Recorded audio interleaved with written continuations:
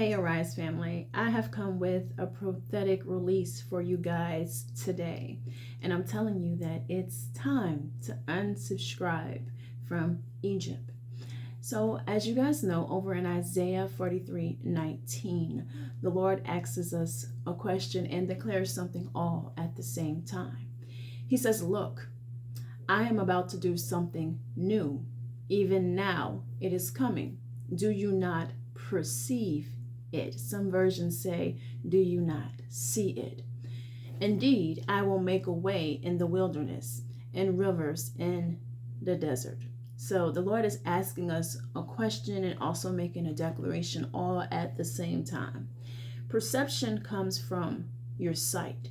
That's why some versions say perceive and some say see. It's all about your interseeing. It's about that spiritual seeing. Even when you don't perceive that things have changed in the spirit, see it with your physical eyes. First, you will perceive it in the spirit. So many of you have perceived that there's been a change in the spirit, and some of you have stepped into a place in the physical where now you see it with your physical eyes. Wherever you're at in the midst of this, it is time for you to perceive that you are no longer in the place that you used to be in. You're no longer in Egypt. That is not your place of assignment anymore. All right. So the Lord was talking to me about how many of us need to unsubscribe from Egypt in this time. Many of you have crossed over, whether spiritually or physically, you have crossed over, okay? God has moved you, He's delivered you from something, and He has opened up a brand new door to you. But even though He has brought you through these past seasons, many of our problems, okay, is that God has moved, but we have not moved. Our mind, our spirit has not moved. Our attention has not moved from these old places. You're still subscribed to some things that the Lord is saying it's time for you to unsubscribe from. Okay? So today I want to talk about how your body could leave a physical place. Just like the Israelites, their body physically left Egypt, but Egypt never left them. Okay, it stayed in their conversations. They kept complaining and saying, "Hey, well, we were still in Egypt, it would be like this, it would be like that." They did not perceive the obvious. The obvious was, baby, you're not there anymore. You're still talking about a place that you're no longer located in. When you're somewhere for so long, you will begin to do that. You will begin comparing apples to oranges. You're no longer there anymore. So they were still having Egypt conversations, but they weren't there. Every time things got difficult for them, they looked backwards and they began to do the comparison. Well, maybe, at least in Egypt, okay? Time something got a bit uncomfortable for them, they talked about Egypt, okay? Every time they were challenged, they remembered Egypt and how it was so much easier in Egypt. Was it really? Was it really? Okay. So some of us have done the same thing.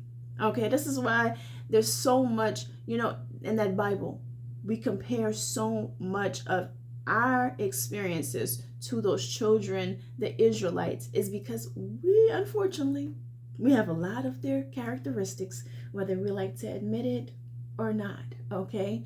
So some of you have left the relationship, but you're still speaking about it. You left the job, the betrayal, the disappointment. You've left those past situations, but you're in something new. The Lord's like, behold, haven't you noticed? Haven't you perceived that you're not where you used to be, but you're still speaking on it? You're still carrying parts of that around with you, okay? Mentally and emotionally, you're still checking up on the Egypt news feed. You're tuning in to see what's going on over there, okay? You're still tuned into that frequency, and we got to get up off of that frequency completely and totally. You're monitoring the things that are going on in Egypt, the things that God has actually delivered you from, the things you prayed for, because the Israelites, they prayed for it. They wished for it. They hoped that in some kind of way they could be freed from this oppression that they were under. And once God freed them from it, all they could do was still speak about it. They kept Egypt on their tongue. They kept Egypt in their minds and in their hearts, okay? So today the question I want to ask you is, why are you still watching Egypt? Why are you still turning on the dial to Egypt, okay? The next thing the Lord wanted to bring up today to you guys is that the recompense, baby, it ain't coming from them. The recompense is coming from Him. The Lord wants us to stop looking for the recompense of Pharaoh. So this is why many of you are stuck, because I have a little song in my spirit. You know I like a song, right? Okay. You know this little song that says, I've been lied on, cheated, talked about, mistreated. I've been up, I've been down, almost to the ground. But long as I got King Jesus, I don't need nobody else. Let's rewind that to the beginning of that song right there, okay? So you've been lied on, cheated, talked about, mistreated up in Egypt, right?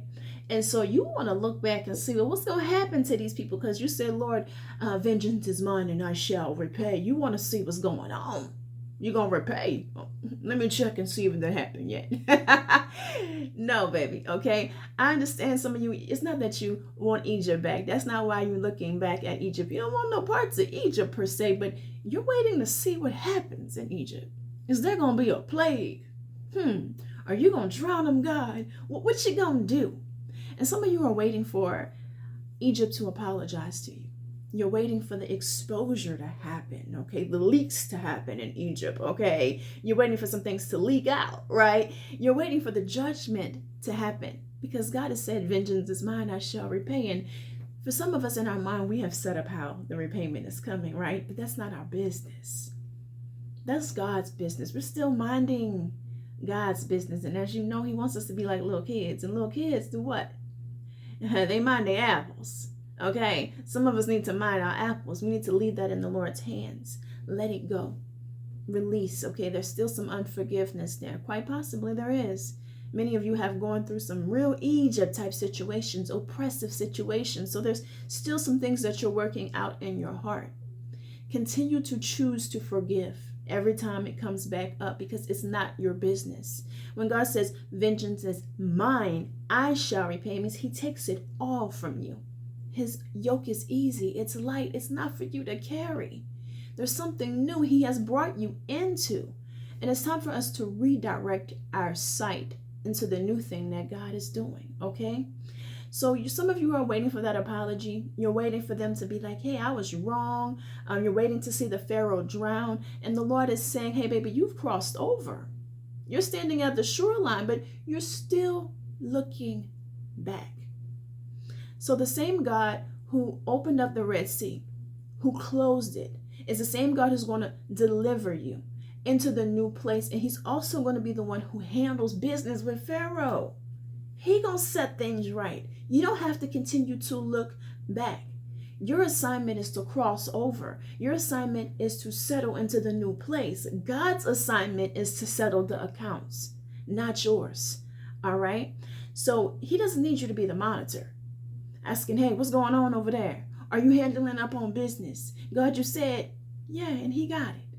He don't need your help, okay? This is you taking on something that you were never assigned to manage. So recompense is coming, but it's coming from God, okay? So just like vengeance is His and He shall repay, this recompense is for God to repay you. Many of you are expecting Pharaoh to send you the check. No, baby, God's cutting the check. Behold, He is doing a new thing. Behold, He is restoring you. Not Pharaoh. Pharaoh will not be able to say that he, she, it, them had anything to do with what God is about to do.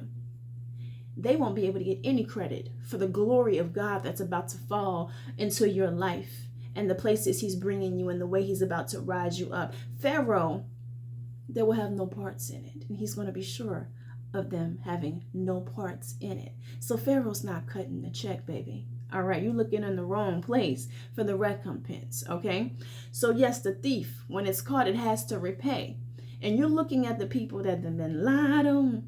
Yeah, when you've been lied on, cheated, talked about, mistreated, you're looking for the repayment to come from them. No, it's not coming from them.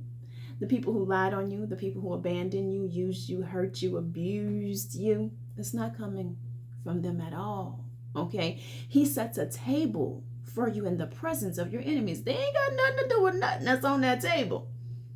That pretty table you sitting at with all the nice stuff and it smell good. That good food smell like it got seasoned real good. They watching, but they can't partake. They watching, but they ain't put not a nothing on that table. Not a fork, not a spoon, not a cup, not a drip drop of water that they place on the table. No, God provided it all. His glory. God provided it all. His glory, honey. Okay, they're going to be able to watch it. Partake? No, just watch. Sideline watching. Okay, so you're waiting to see what they're going to do. And you're looking for your provision or your overflow or your repayment to come from those places. No, restoration is not coming from them. Your restoration, your increase is coming from God. The validation, you don't need that anymore. Haven't you learned? Those are people, places, and things that will never validate you. It's not coming from them. It's coming from God. That's not your audience. I've told many of you this before. There's some of you that are trying to speak to certain people that God didn't call you to speak to them. Your family, your friends, etc. That ain't even your audience. It's a whole different audience the Lord is calling you to. And you're looking for validation from the people that are never going to give it to you.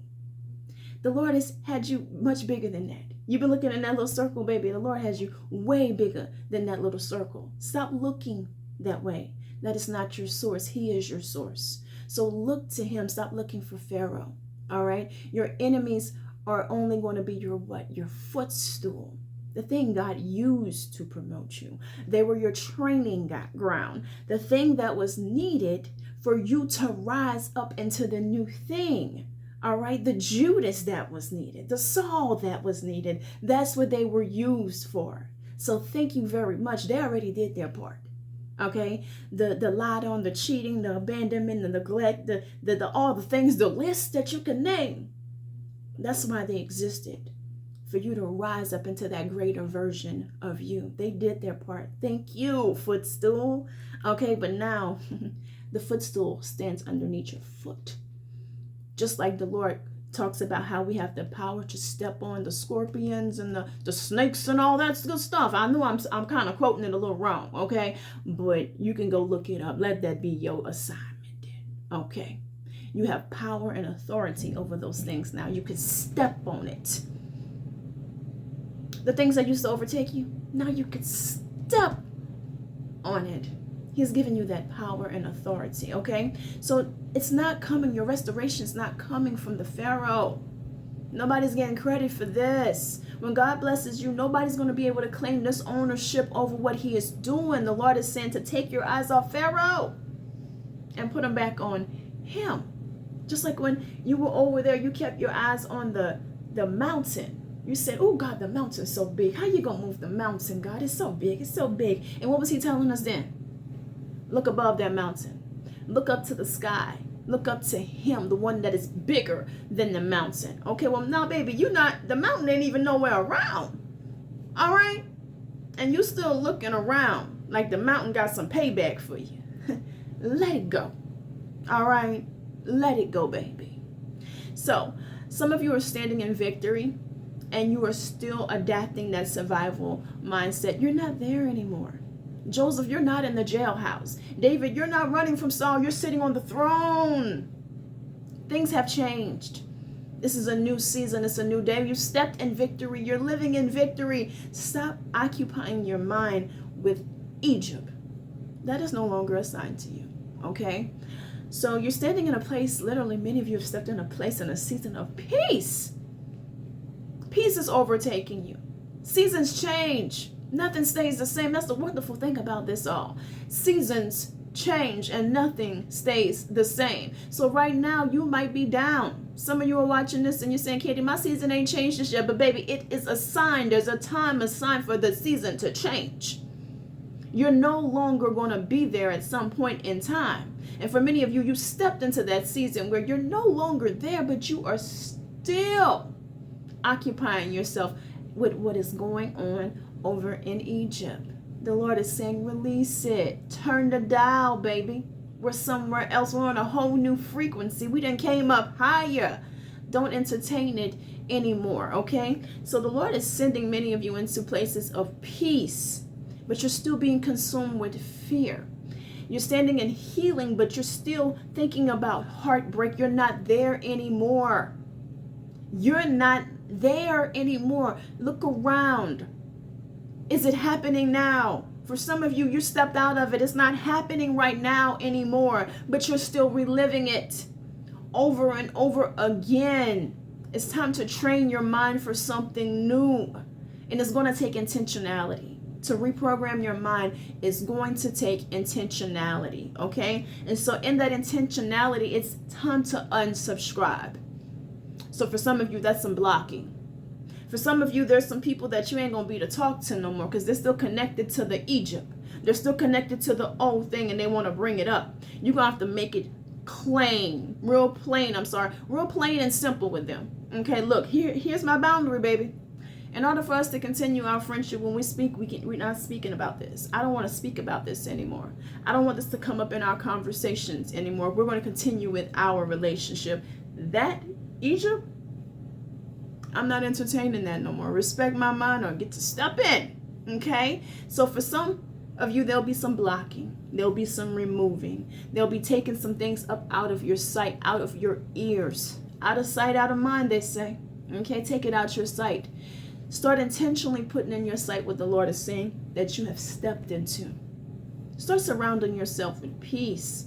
Start taking some intentional time to really vest in the new thing that God is doing and unsubscribe from these old conversations, that old identity, that old story that you keep on living, that old frequency. You are not there. That is where you used to be. Okay? So the Lord is saying, behold, I am doing a new thing. He's not saying one day. For many of you, he's saying, now you stepped into that new thing that I am doing. Not eventually. No, now you have stepped into it. And for many of you, I wanted you to take this. You know, you keep feeling like you're waiting on something. You're waiting on something. No. I don't want you to feel like you're waiting on nothing. It could be today. Your crossover could be today. If you decide it is today. For many of you, I want to let you know, even though things around you don't begin to change, when you begin to change, everything begins to change. And it's all going to first start in here. How are you identifying? What are you identifying with? Are you still identifying as the victim or the victor? The Lord says he's brought us the victory. Do you truly believe it? Then it's time to change what it is that you have been identifying with, okay? So it's not a question of whether God is doing something new. Like I said on here, he asks you a question in Isaiah 43, but yet he's giving you a declaration. He's declaring something to you today, okay? So the Lord is declaring to you, behold, I am doing a new thing. Then he asks you if you perceive it. Are you perceiving that God has done a new thing in your life? The perception is going to be something that you intentionally have to gaze your eyes upon. Spiritual eyes, physical eyes. Gaze it upon something new and stop entertaining that old frequency. Take your eyes off of Egypt. You're going to miss what God is building in front of you if you keep looking at what is going on behind you, okay? So you guys have crossed over. And the Lord is encouraging you today to stop looking back and to move forward into the new things that he is doing in your life. I hope that you guys are having a beautiful day. Don't you guys forget to check out Kandi, NicoleArise.com. There are many resources on there that will help you to push forward into the new thing that God is doing in your life.